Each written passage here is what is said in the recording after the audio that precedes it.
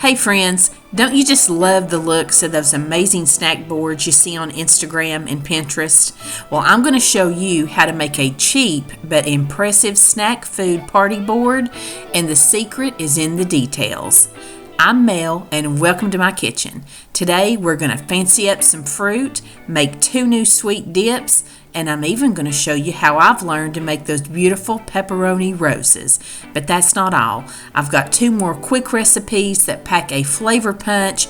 You'll love them for the holidays. So sit back, relax, grab a cup of eggnog, and let's get festive. Today, I'm going to put together a few dips. One of them's brand new, and this is it. It's a hot cocoa dip. I'm going to try my best to half this because I've got a lot of dips, a lot of treats that I want to put all on a board tonight. So I'm going to make a couple different dips. For this one, I'm starting with a half a block, which is a 4 ounces then of softened cream cheese. Into this, I'm going to put a 1/4 cup of a hot cocoa mix. Going to beat this here with my hand mixer until it is well combined and smooth.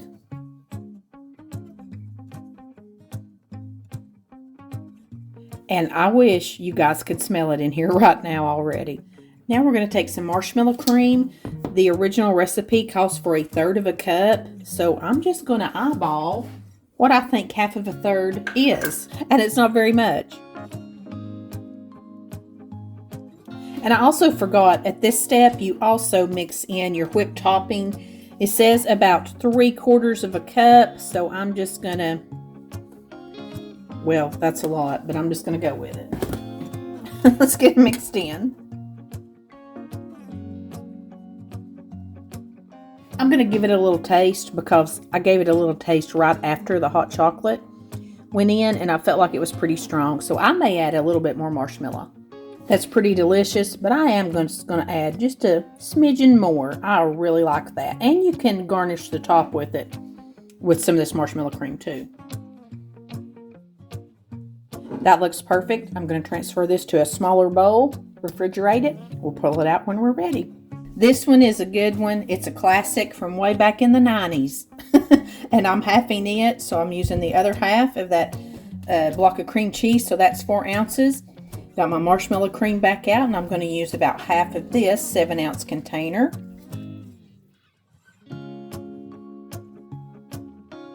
The only other thing that I do to this dip is I'll just pour a little bit of vanilla in here. You can also squeeze a little orange juice or lemon juice if you wanted it fruity. I've also got another dip that's very similar to this that I'm going to make a little closer to Christmas, and it has brown sugar and a few other things in it. I just about guarantee that this was served at every baby shower, wedding shower, pampered chef party, all those things in the 90s. But you know, there's a reason it's hung around. It's great. When you put cream cheese and marshmallow together, you can add just about anything into it. Whip it up, it gets nice and fluffy. It's good on everything. We're going to make some little grape treats. And me and a girlfriend of mine, Laura, we were talking about these. She makes them, and I have not thought about these in a long time. So I thought, I have nuts at home. I have caramel at home. All I needed was some grapes. So these are chopped pecans. I'm just going to use this little chopper, and I want them just even in smaller pieces. And if you've heard me once, you've heard me 1,000 times say that one of my daughters has a nut allergy. So I'm keeping this contained over here as best as I can. And of course, this will be a treat that she will not get to eat. I have to show y'all what Patrick's made. He was in here doing the caramel so my nut hands wouldn't get in it. Look what he made. He got out a nutty bar from Little Debbie and he's dipping it in the caramel. He knows what's good. He knows what's good. All right, here's what we're doing. These are clean and pretty well dried, and I've got some wax paper out over here, and this looks like a good test subject. What I'm going to do is dip the side that the stem was on down like this because it's kind of the ugly side. Oh, I about dropped it. Oh, that caramel is hot.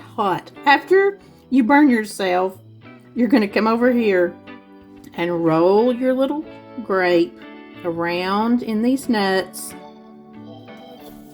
and then you got one of these little dudes, and you're going to lay it over here to dry. All right, I'm going to try it again. That's the only problem with having somebody else do the heating of your product here. I didn't quite know how hot that was. So dip. Oh, it's still really hot. You don't have to get the whole grape. They're really hard to get a hold of if you don't. It's easier if you just do the ends. They're easier to pick up and eat anyway. You could also, instead of pecans, you could use toffee bits or candy bits, just whatever you want. I just happen to have these pecans, and I thought that would be good.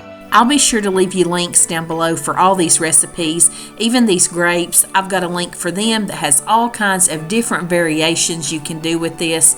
Possibilities are endless. Now I'm going to show you how to make these pepperoni roses. What really works best is a shot glass, but I didn't have any. So what I'm using is just a lid to one of our water bottles.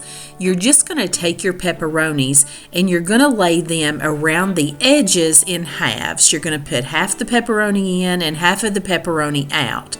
Then you're also going to overlap them about half of each other. It's kind of hard to explain, but hopefully you can just see what I'm doing. You want to press them down into one another as well as pressing them into the bottom. And like I said, a shot glass makes these even prettier because the bottom is narrow. I probably just need to buy me a shot glass if I'm going to do many more of these. But you want to do maybe 3 or 4 layers of these, just depending on how big you want your rose to be. Just keep going around in a circle. Like I said, half in, half out, and half over the one beside of it. Once you get it all done, you want to give it one final press together. Flip that shot glass over or that bottle cap over, and look at that beautiful rose. Is that not adorable? So easy. Now let's start building this board. I've just kind of evened up the bottom of a red bell pepper that I've cleaned out here, and I'm taking it easy. I'm just got some already made up ranch dip in the refrigerator, and this just makes a nice pretty little presentation bowl for that. Now me and Callie just worked on putting this little board together. We tried to fit all 3 of our dips on here, but you'll see these are just a work in progress. We change things around 2 or 3 different times.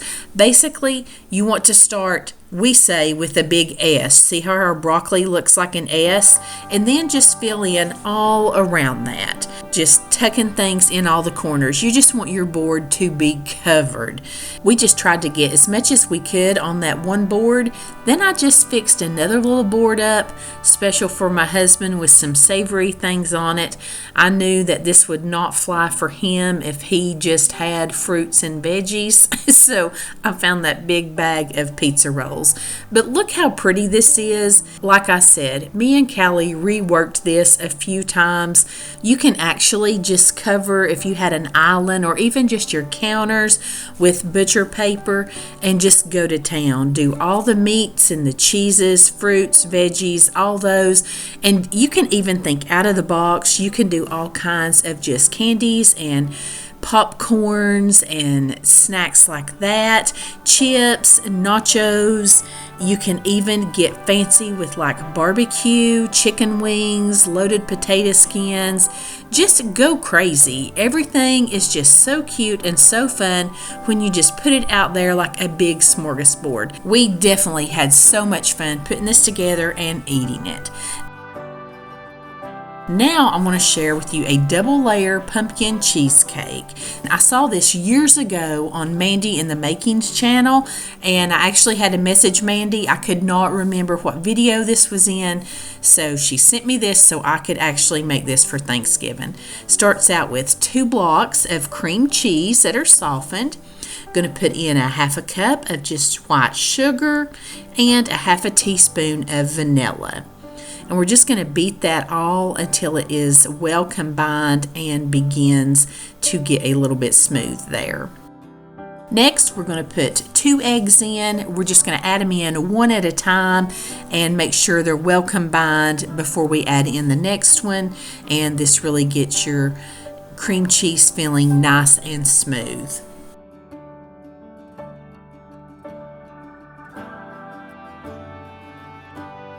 Now I am just using a prepared store-bought graham cracker crust, and you want to take 1 cup of that cream cheese mixture and just smooth that along the bottom of your pie crust. Now into the mixture you have left, you're going to take 1/2 cup of pumpkin, and that's pure pumpkin, not pumpkin pie filling. Going to take 1/2 teaspoon of cinnamon. It calls for cloves and nutmegs just a little, but I just use pumpkin pie spice. Going to mix all that together, get it well combined and smooth. You see it turns that pretty light orange color, and it smells delicious. And you're just going to put that right over the top of your regular cheesecake mixture. Going to smooth it all out, being real careful to not get down into your first layer. And I'm going to put this in a 325 degree oven for 35 to 40 minutes.